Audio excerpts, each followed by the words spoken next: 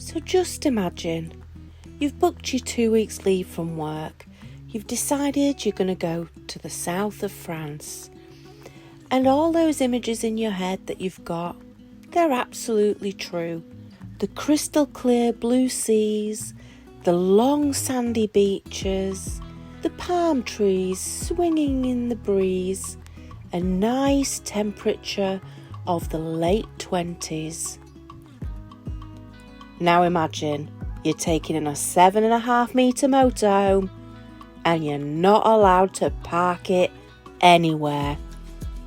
Come along with me as I take you to the Cote D'Azur, where I can tell you we are not welcome.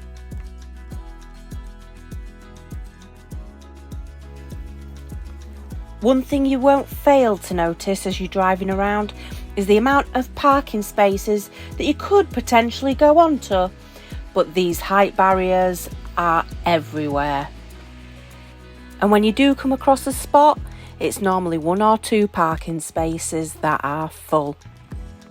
What I would say, if you are planning to come to this part of France, make sure you've done your research on your campsites. Airs are few and far between, and unless you're willing to head to the hills, you are definitely not getting anything for free around this part of France. Now don't get me wrong, I don't mind paying, but these campsites aren't cheap. You're looking to pay between €35 and €80 a night along this coast for your camping pitch. You'll also notice these really friendly signs on most of the lay-bys and parking areas. No camping cars allowed. So in case you've changed your mind, don't, stick with me and I'll take you around just to show you exactly what's on offer. And we do find a great campsite. So if you're going out of season, make sure you've got your Axi membership, because this is how we saved a fortune. So we've given up trying to park up near Frejus and St Raphael. One campsite we couldn't even get to, another campsite couldn't book us in till 2 o'clock, which is 3.5 hours away, and there's nowhere to park. So we've ditched off that idea and we're heading to Cannes.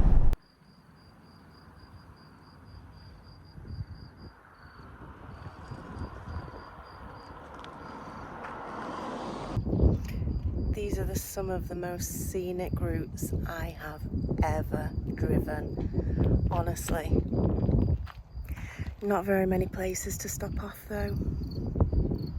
It's all campsites.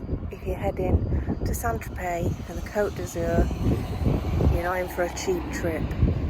And the best thing, the campsite's only 7 minutes away. I can't wait. Woo!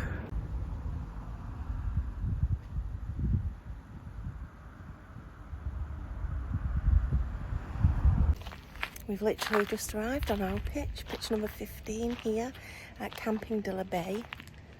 It's a decent sized pitch as well. Got some sunshine, but we've also got the veranda if we need to pull it out and get some shade later. Oh, this is nice. So it's also the 31st of August and I'm hoping they take the Axi. There seems to be a little shop down there and the reception. I think I'm going to like it here.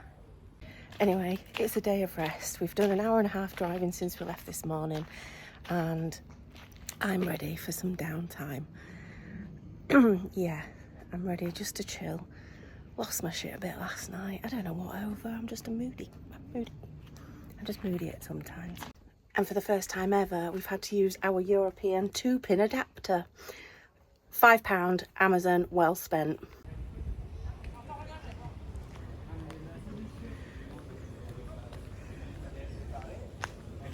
Oh, and the ice cream shop. A little shop for beer and wine and shell necklaces. And the bar does some cocktails.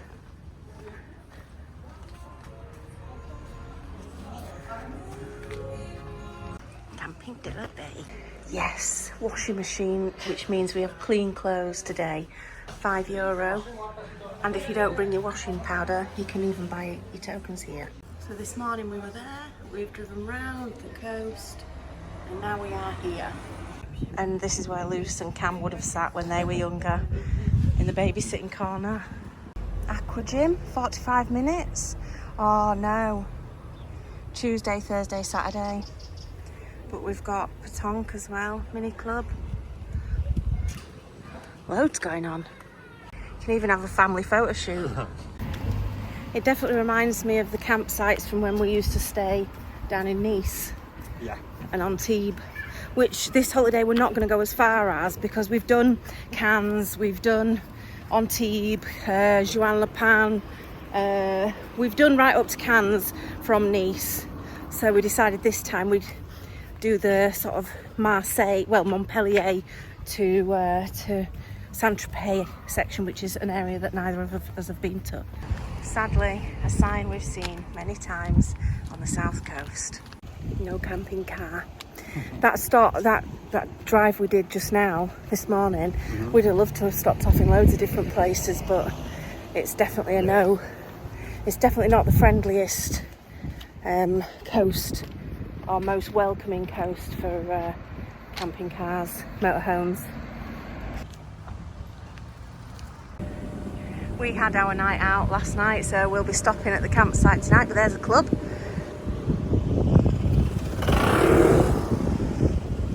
And lots of restaurants along the front here. We're just coming to the harbour.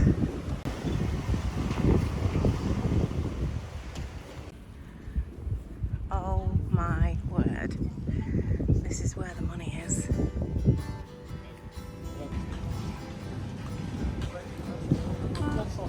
Look how clear the water is down there. You can see the rope right down to the bottom.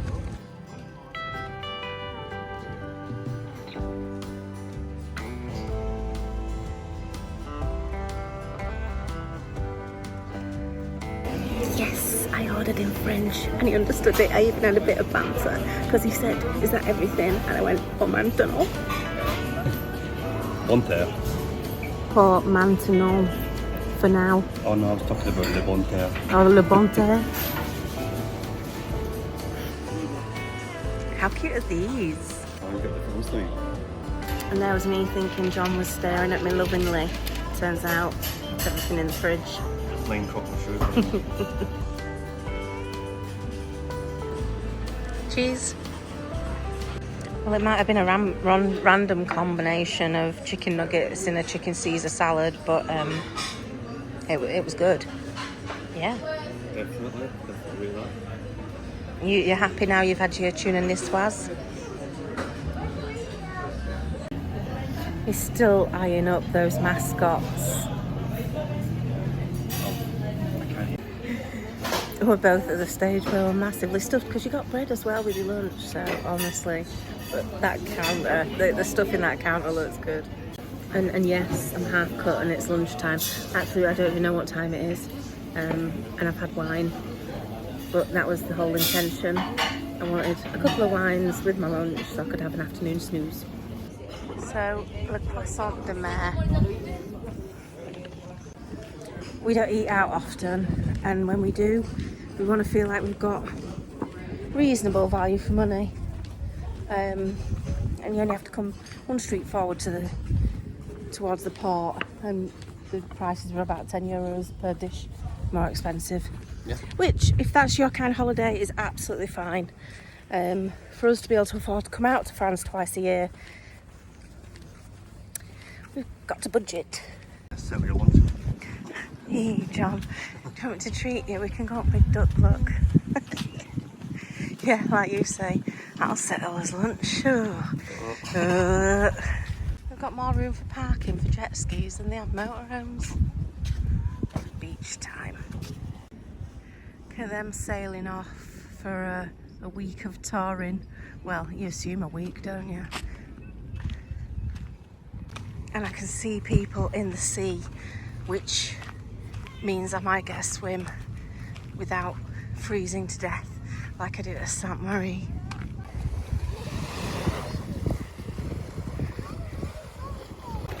This is more like it. Anyway, I'm about to go and put the phone back and go for a swim. I'll see you on the other side.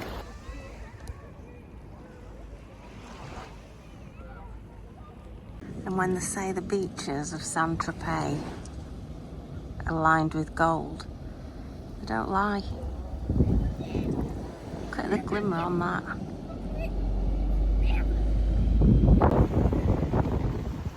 Nice few hours down the beach. Sure was.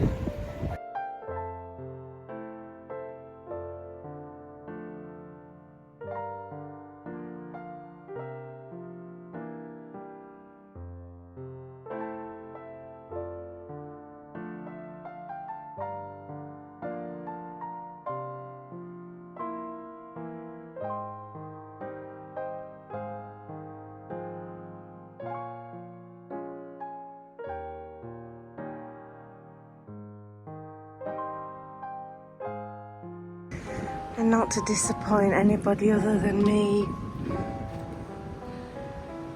Oh, there's one. There's a lot of trees on that one though, John. Maybe we'll just have to settle for that 995. Yeah. Oh wow. Just come across this little garden. That's cute.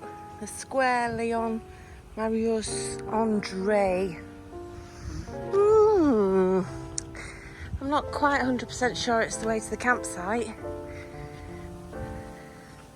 Oh look, it's an olive tree. Oh well, that got us a little bit lost. But we're definitely having a scenic route home through a car park. And the campsite's somewhere up there. Oof, Sean, I'm thirsty. Definitely ready for beer o'clock. Yeah, that water's only do so much, doesn't take so much.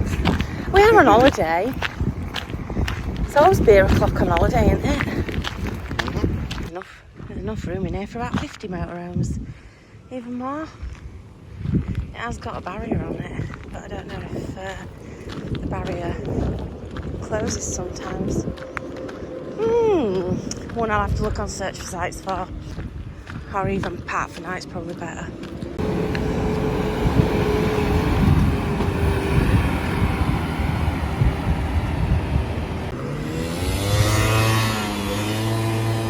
Yay, we made it! For those of you who were worrying that I might not make wine o'clock, it's 5 to 5.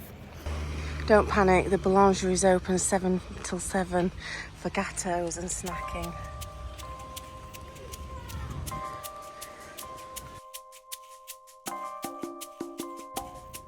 I love waking up on a French campsite in the morning. Obviously in the morning you wake up and the sun starts peering through the trees, and John's headed down to reception to go get the fresh bread from the boulangerie that we saw yesterday. And hopefully today we're going to be able to stay here another night. So what we found is a lot of the campsites won't do reservations for more. That if you 1 or 2 nights, if you're booking 5 nights, they're more than happy to reserve your pitch. But what they've said to us yesterday was we can have this pitch tonight. We had to go to reception now and see if there's a pitch for this evening. So we're hoping from here we can get another pitch tonight, and we can get the bus from where we are here in Cavalaire-sur-Mer to St Tropez and Port Grimaud.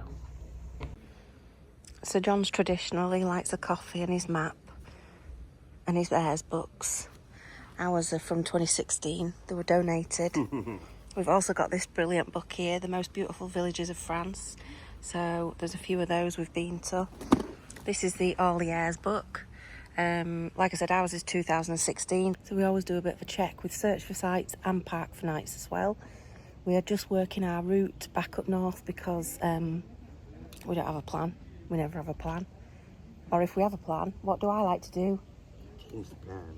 Change the plan. So we were going to retrace our steps back up north, but that's boring.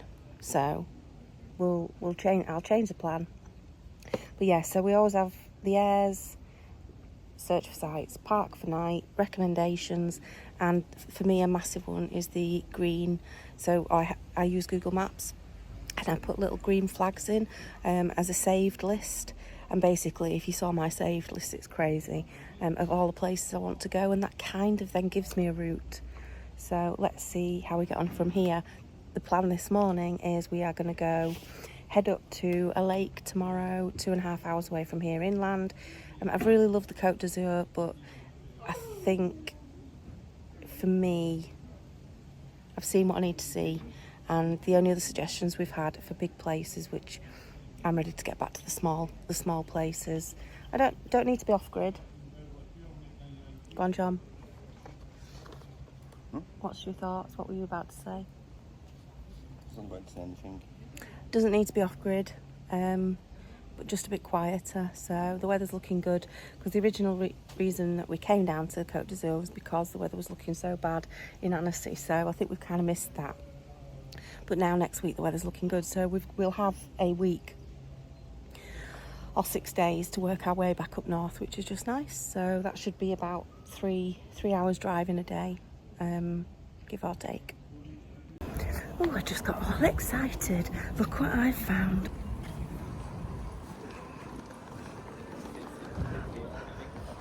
Some kind of event happening, and they're all in the sports hall.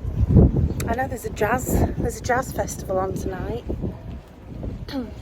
But the festival that we've just seen, it's not a festival. Well, I suppose it is. It's like a fair, like a recruitment fair for all the local clubs, sports clubs, Fire service, lifeguarding, horse riding, judo I saw, and dressmaking. What a great idea! But anyway, we have just been to the supermarket to top up. It's Saturday. We're gonna be heading off tomorrow, so John's loaded up with the shopping. We've got a few bits, because don't forget, the supermarkets in France, in fact not just the supermarkets, everything in France is closed on a Sunday afternoon, and where we're going there will be very little. We'll be quite remote, other than a lake, and makes sense to get the shopping done today.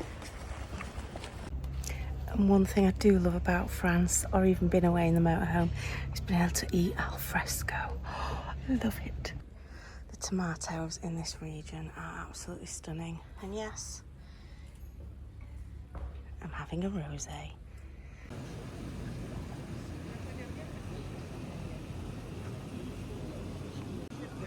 Summer reading, book number 2. Most expensive bookmark ever. And if anybody's worried that we might be over the limit for driving the next day, it's 8 o'clock and we're off for a kebab.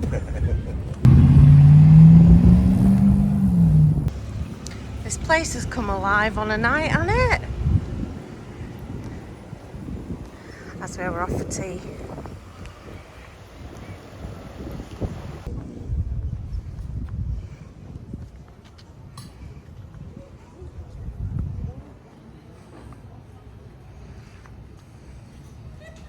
It does look quite, there's a lot of bars down here that are open, but a lot of the bars that are very quiet. And this is why I don't vlog after a wine. We've had a nice day by the pool. I'm very relaxed, and we've just come down for some dinner, hoping that I don't fall in the marina.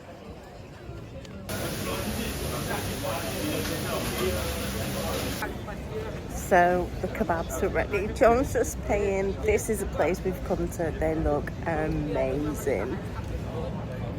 So John, c'est combien pour le kebab? 19. £8.50 each.